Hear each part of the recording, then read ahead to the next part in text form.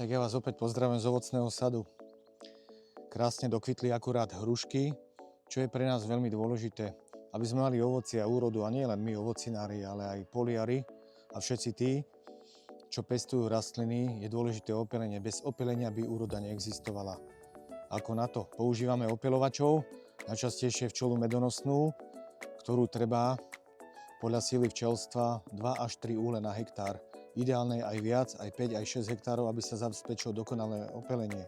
Čo však robiť, keď sú chladné obdobia, keď teplota počas jary, a nebýva to zriedka kedy, klesne pod 10 stupňov, aj silný vietor, je daždivé počasie, vtedy sa jednoducho opeľovanie nepodarí.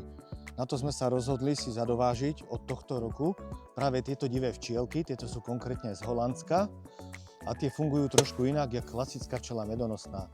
Nevadí im chlad, nevadí im vietor, vedia fungovať už pri 5-6 stupňoch. Nevytvárajú síce med, nemajú plasty a úle, tak ako to sme zvyknutí pri včelách medonosných, ale robia dobrú robotu.